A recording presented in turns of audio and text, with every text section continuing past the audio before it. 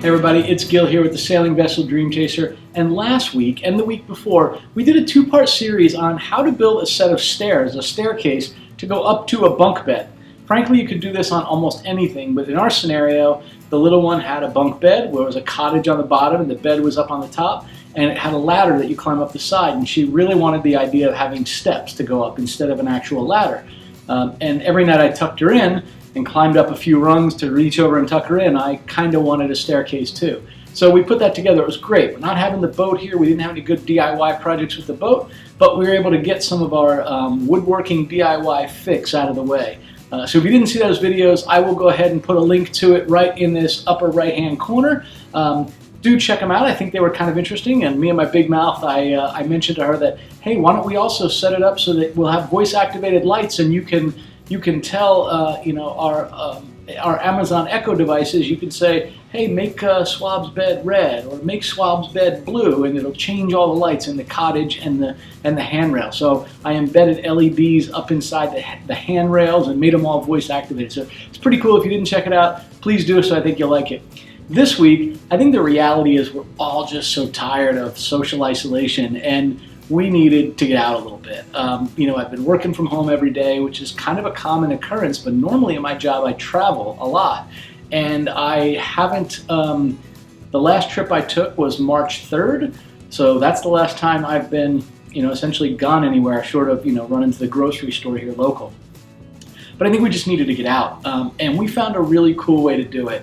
So Deb was part of an organization that put together a method to show our support for our first responders in our country and do it in a socially isolated way. That was really cool. I'd love to say it was her idea. It wasn't. She was part of a group that did this through that crazy online application called Nextdoor. Think of it like Facebook for your neighborhood. It was really cool. So we'll show you some of that too. One evening while Whitney was here, we just decided to get out of the house but still be away from everybody. Deb had ordered some sub sandwiches from a local restaurant. We went and picked them up in the car, came back to the house here, loaded everything up in the boat, and right before sunset we headed out into Charlotte Harbor. We just kind of headed toward where the sunset would be, and then we hung out. We just, you know, turned the boat around, shut the motor off, let ourselves drift for a while. We had our dinner and just watched the sunset. And here's some of the scenery from that. It was really beautiful. It was a nice way to get out of the you know, out of the house a little bit, still stay away from everybody else, short of the family members that were all together in the house anyway.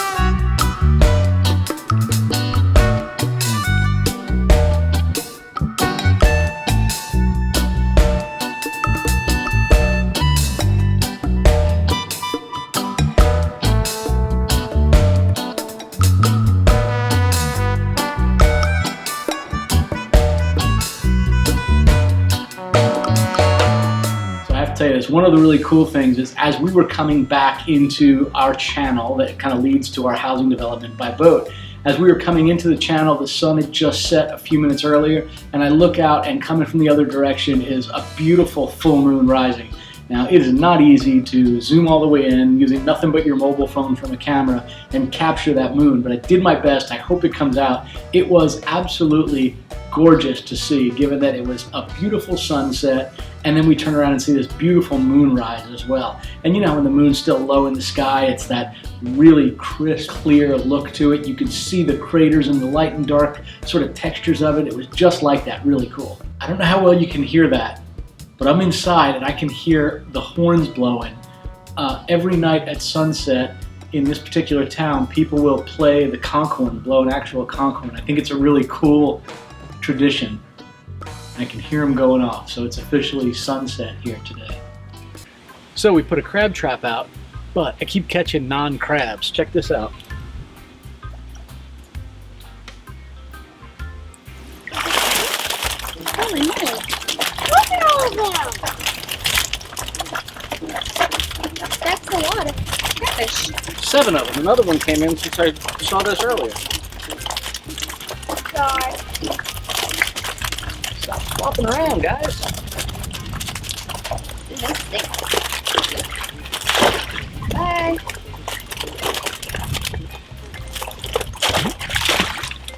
Does that hurt the fish? No. Nope. Oof.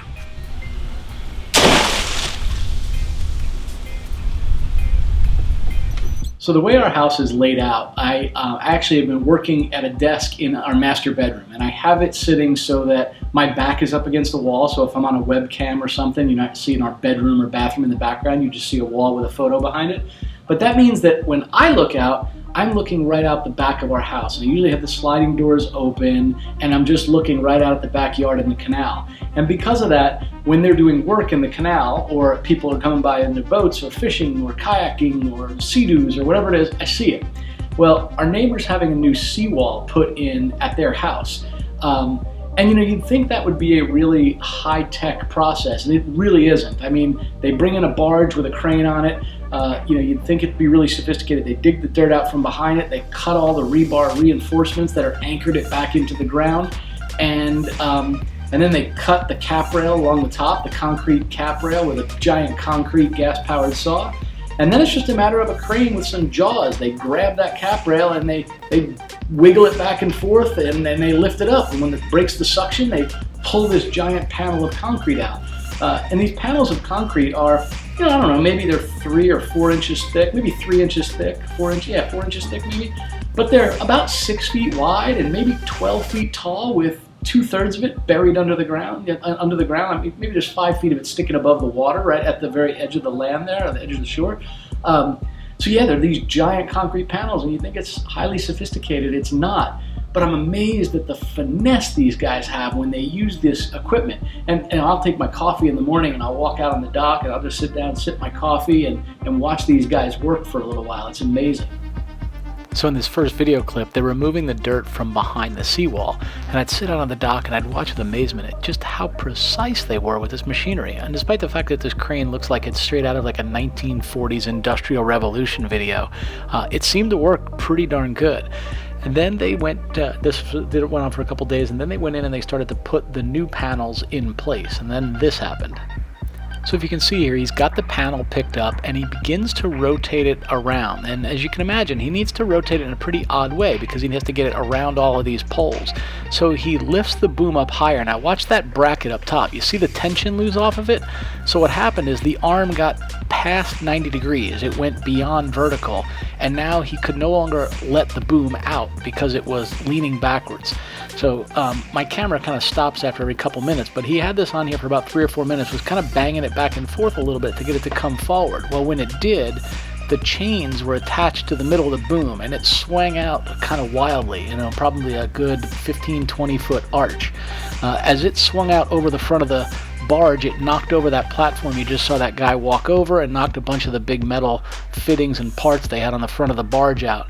He was quickly trying to lower it and drop it down in the hole without hitting the neighbor's new dock that was just put in or the parts of the seawall that were there. It did end up hitting our fence. It didn't do a ton of damage, but it did bend it and knock a few rungs out and basically, you know, make everything a little crooked, right? This thing is like a 6 foot by 12 foot concrete panel. So he rotated it back around, and I was sitting at my desk and I could see this happening from where I sit and work, and I went outside. I'm like, man, you guys okay? And he kind of banged on his chest as he stepped out of the tractor and said, man, oh man, that was a pucker factor for sure. So Deb and I thought we would be nice. We decided to go ahead and order some pizza for the crew, and you can see we ordered the pizza, and then they started loading the platform back up onto the actual trailer. What I didn't catch on video is they also turned the crane around and picked up some of the big metal pipes that had fallen in the ground in the water in front of the barge. And then in about 10 minutes they were lifting up the first of the anchors, and they were getting the heck out of here. I can't say I completely blame them. I do think they needed to go check out the crane and make sure it was okay. They had a mechanic come out for probably about an hour. I assume it was a mechanic. Another person came by for a while. and the crane was just sitting in the same position for some time, and then finally ended up, moving, rotating around. But then they left for the day. I think their pride was hurt. They were a little bit ready to just get this day over with and maybe not let the frazzled hands work the controls for the rest of the day. All in all, I'm still amazed at what they're able to do with this machinery. It just is truly amazing. I do need my fence fixed, and I hope to talk to him about that pretty quick. But yeah, it was pretty neat to watch him do all this work. And they did end up finishing this dock. They put the rest of the panels in. They poured a whole new concrete cap rail that goes along the top. So now the neighbor's seawall matches exactly what mine and the person on the other side of my neighbor looks like.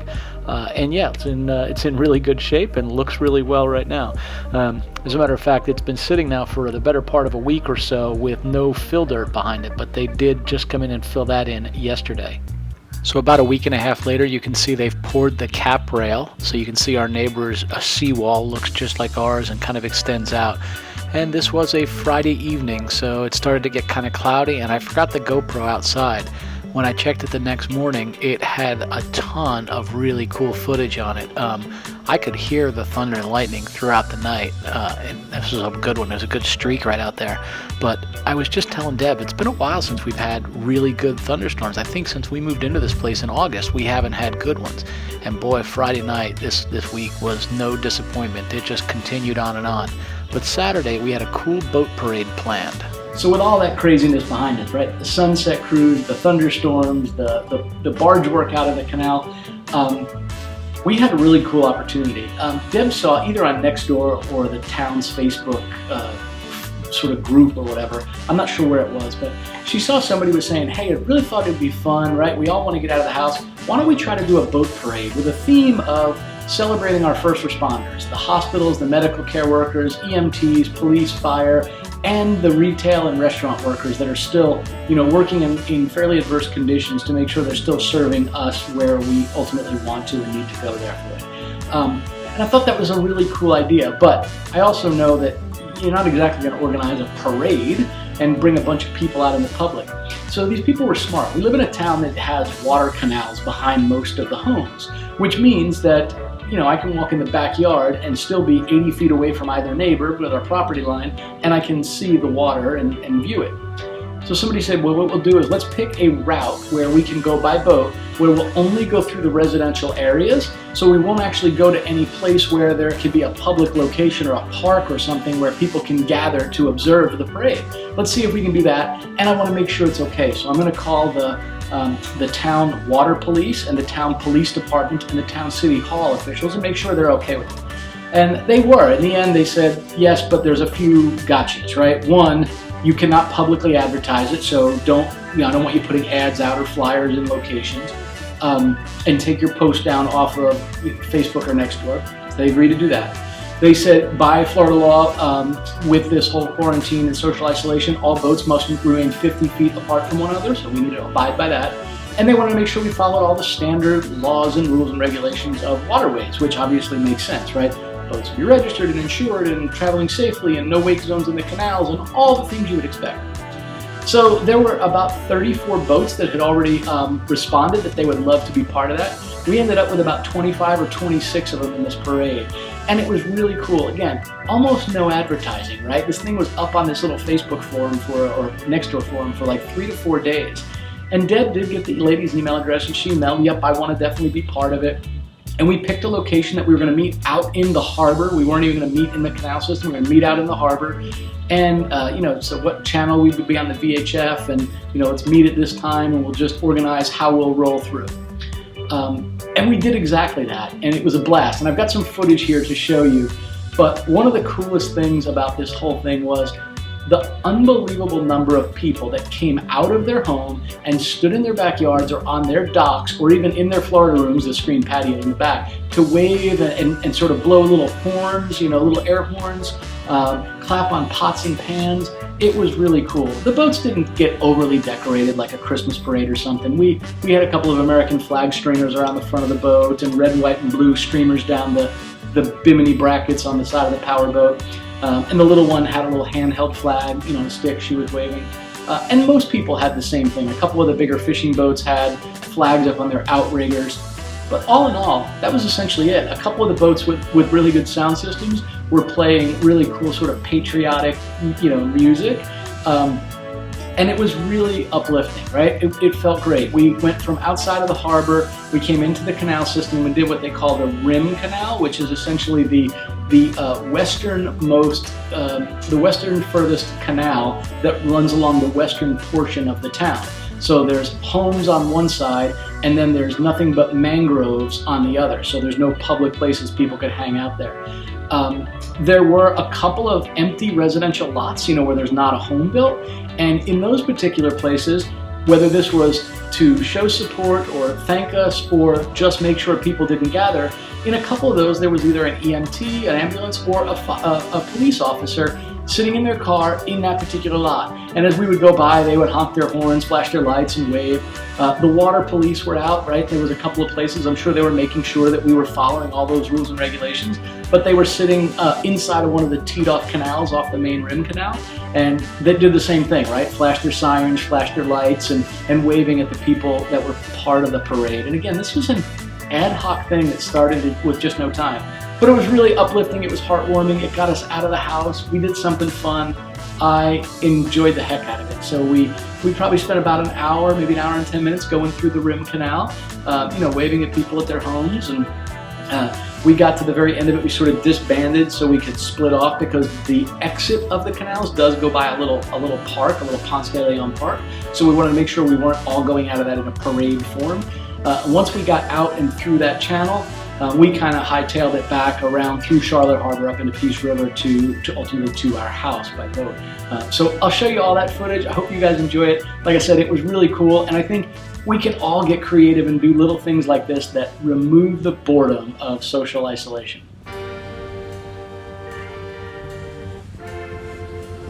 We decided to join a little boat parade today. It's celebrating first responders in the medical field, doctors, nurses, the fire, ambulance, and police. So the rim canal is basically the wider canal that has mangroves on one side and homes on the other.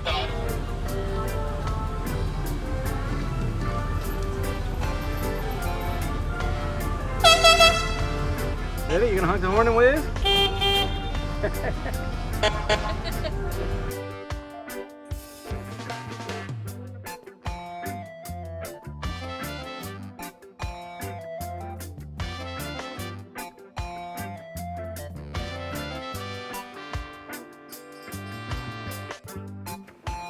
So we're going through this little mangrove channel, and there were a bunch of little bugs flying around, like love bugs, and Swabby was saying, I don't want to be around these bugs. And I said, I don't know what to do about it.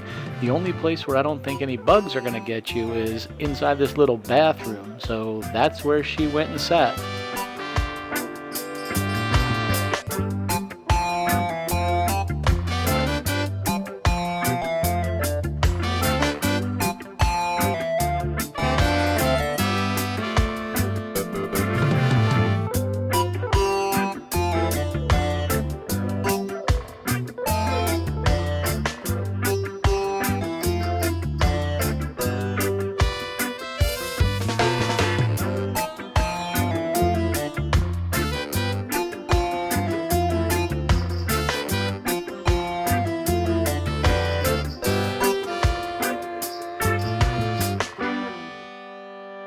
Wasn't that cool? I mean, I think it was really cool, and I hope the footage captures it. Using a GoPro and your iPhone, because it looked like it might rain. This was the day after those thunderstorms. I just wasn't sure I wanted to bring any big cameras. But wasn't it cool? Like, it was really a neat experience. I hope you guys enjoyed that. Hope you enjoyed this week's video. Please, if you haven't seen some of our other videos, as this video ends, I'll put a couple of cards up with some of the other videos we have. I think I've mentioned before, our primary objective for this channel for the last 7 years has been all about our lifestyle, living aboard and cruising in our 51-foot classic sailboat. We've been doing a ton of refit projects. I have a whole playlist with over 50 some odd videos every week of a complete refit of a boat like this.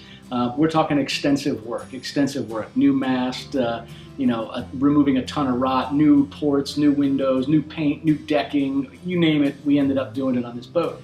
So I have all that, And I've also been doing something kind of fun since we've been here in the house. I've been doing a whole series on using a pellet smoker to smoke and grill different kinds of meat. So I'll put a link to that playlist as well right as this particular video ends. We'll see you all next Friday. Thanks a bunch. And if you enjoyed this video, we earned a like, please do go ahead and give it a thumbs up and hit the subscribe button along with that little bell notification. It'll tell you when we post new videos. We post them every Friday specifically for our sailboat lifestyle videos. And lately I've been posting those grill videos on Tuesday as well. And until I run out of content, I'll keep doing that because I'm enjoying the heck out of playing around with the grill. Thanks y'all. Have a good one. Be safe and be healthy.